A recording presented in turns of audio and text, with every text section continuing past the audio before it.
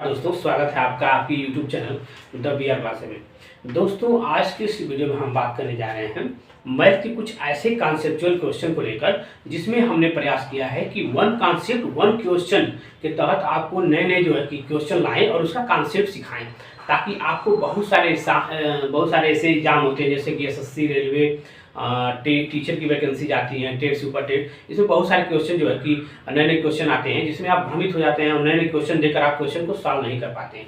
तो मुझे लग रहा है कि इस तरह से वन क्वेश्चन वन कॉन्सेप्ट के तहत जो है कि एक सीरीज लाते हैं पार्ट वाइज, ताकि आपको जो है कि प्रॉब्लम न हो मैथ सॉल्व करने में, और एक कॉन्सेप्ट एक क्वेश्चन आपके सामने आ जाए, उसी के अकॉर्डिंग कम से कम 7, 8 से 10 क्वेश्चन आप आराम से सॉल्व कर लीजिए। जैसे कि यहाँ पर वन कॉन्सेप्ट देखिए, यहाँ पर एक क्वेश्चन दिया है, अब इसका कॉन्सेप्ट क्या होगा। इस तरह से जितने भी क्वेश्चन आएंगे थोड़ा मोड़ा घुमा के आएंगे, लेकिन आपका कॉन्सेप्ट वही रहेगा जैसे आप यहाँ पर सीखेंगे, और जैसे भी आप यहाँ पर सॉल्व करेंगे वहाँ भी एग्जाम में भी आप उसी तरह सॉल्व करके आप जो है कि क्वेश्चन को सही कर सकते हैं। तो चलिए पहले हम क्वेश्चन की परिभाषा जानते हैं कि क्वेश्चन कहना क्या चाहता है, क्वेश्चन की थीम क्या है। तो दोस्तों ये हमारा क्वेश्चन जो है एमआरपी और सीपी बेस आधारित है, और इसका हम वन क्वेश्चन और वन कॉन्सेप्ट के तहत इसको हम सॉल्व करेंगे। तो हमारा समझ लीजिए एक पहला पार्ट है, ठीक। और इसका पहले चलिए हम इसका जो है कि समराइज कर लेते हैं कि क्वेश्चन कहना क्या चाहता है। तो सबसे पहले देखिए, किसी वस्तु का क्रय मूल्य 750 रुपया है और इसके अंकित मूल्य पर 24% की छूट देकर 608 रुपये में बेचा गया। यदि इस वस्तु को इसके अंकित मूल्य पर बेचा जाता है तो लाभ प्रतिशत प्राप्त होगा। दोस्तों यह जो है क्रय मूल्य, विक्रय मूल्य यानी प्रॉफिट लॉस सीपीएसपी आधारित क्वेश्चन है। तो आपको पता होगा क्रय मूल्य क्या होता है, सीपी यानी कि सेलिंग प्राइस क्या है, और विक्रय मूल्य यानी एसपी प्राइस क्या है। ये चीजें आपको बताने की कोई जरूरत नहीं है, लेकिन आपको ये अंकित मूल्य पे थोड़ा सा कंफ्यूजन हो कि अंकित मूल्य क्या होता है। दोस्तों अंकित मूल्य को हम कहते हैं इंग्लिश में एमआरपी, मैक्सिमम रिटेल प्राइस, यानी कि जब आप कोई सामान लेते हैं, जैसे आपने 10 रुपए का सामान लिया तो उसमें जो है कि लेबलिंग जो होता है उस पर एमआरपी लिखा रहता है, एमआरपी 10 रुपया। अब वो प्रकार से हम उसे जो है कि विक्रय मूल्य भी कह सकते हैं, यानी कि बेचने की एक प्रकार से अंकित मूल्य को हम विक्रय मूल्य भी कह सकते हैं अगर हम डिस्काउंट नहीं देते हैं। तो अगर डिस्काउंट देंगे तो हमारा एमआरपी जो है बदल जाएगा, विक्रय मूल्य हमारा बदल जाएगा, यानी एमआरपी कुछ अलग है और विक्रय मूल्य हमारे बेचने की जो सेलिंग प्राइस है कुछ अलग है। अगर लेकिन जब आप अंकित मूल्य पे ही बेच देंगे विदाउट एनी डिस्काउंट का, तो आपका वो विक्रय मूल्य बन जाएगा। लेकिन यहाँ पर कह रहा है कि अंकित मूल्य पे 24% की छूट, तो यानी कि उसने अंकित मूल्य जो एमआरपी थी उसकी, उस पे उसने 24% की छूट देकर बेचा है 608 रुपया में। देखिए 750 रुपये का लिया था लेकिन 608 रुपये में बेच दिया। आपको लग रहा है कि तो हानि हो गई, 750 का लिया है 608 रुपये में बेच दिया, लेकिन दोस्तों कहानी कुछ और है।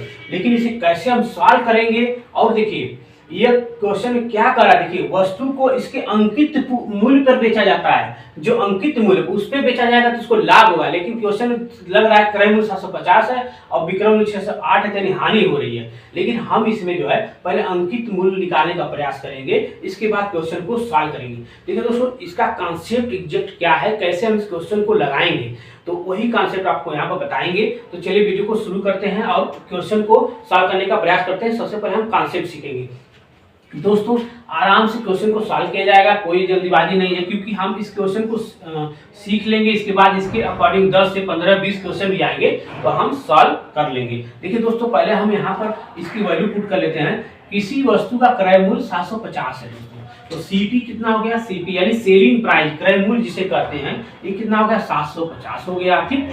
अब देखिए अंकित मूल्य पर 24% की छूट, यानी कि देखिए छूट मतलब यहाँ डिस्काउंट हो गया, तो डी डिस्काउंट क्या बोलते हैं इसको, डी, ठीक। डी पर कितना 24% है, ठीक। 608 रुपये में बेचा गया, यानी कि देखिए एसपी कितना होगा, एसपी 608 रुपया हो गया, ठीक। लेकिन दोस्तों अंकित मूल्य पर 24% की छूट दे रहा है, तो अंकित मूल्य हमको नहीं दिया, यानी एमआरपी देखिए यहाँ पर लिख देता हूँ एमआरपी, ठीक। ये मालूम हमको नहीं है, इतना चीज हमें सामने आ गया, ठीक। अब हमें निकालना क्या है कि अंकित मूल्य पर बेचा जाता है, यानी कि जिसने क्या किया, जो सामान उसने प्रोडक्ट लाया था वो डिस्काउंट भी दे दिया, उसको बेच भी दिया, लेकिन पूछ रहा है कि अंकित मूल्य जो उसका एमआरपी होगा उस पर हमें बताओ कितना लाभ हुआ। क्वेश्चन का थीम यही है। इसी तरह इर्द गिर्द में घुमाकर आपको क्वेश्चन पूछेंगे। अब हम क्वेश्चन लगाएंगे।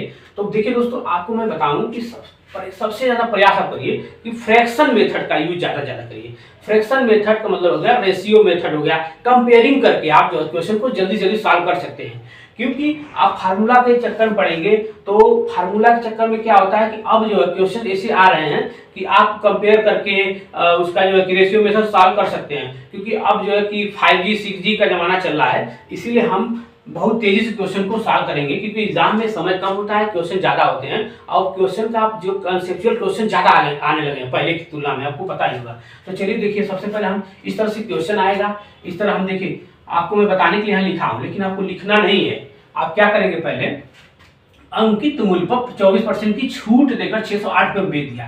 देखिए दोस्तों, अंकित मूल्य पर 24% की छूट दिया, ठीक। तो 24% दिया हमने, क्या किया, डिस्काउंट 24% लिख लिया, तो 24% की छूट दे रहा है, तो इसको क्या लिख सकते हैं, 24/100 लिख सकते हैं। देखिए परसेंटेज का मतलब होता है 1/100 या 1/100, 1/100। तो परसेंटेज यानी कि इसको अब देखिए 24/100 हो गया। अब इसको आप काटिए, कैंसिल करिए। देखिए काटेंगे तो 12 हो जाएगा, ये 50 हो जाएगा, फिर कटेगा तो हो जाएगा 6/25, ठीक। इसका मतलब हो गया कि अंकित मूल्य पर 24% छूट दे रहा है, यानी कि नीचे क्या होगा आपका एमआरपी हो गया, ठीक। एमआरपी अंकित मूल्य पे छूट दे रहा है ना 24% का, यानी कि 6 इसको हमने लिखा 6/25 आ गया, इसका फॉर्म आया। लेकिन कह रहा है कि 24% की छूट, यानी कि ये क्या हुआ, ये आपका छूट है, ठीक। ये एमआरपी हो गई 25 रेशियो मेथड से।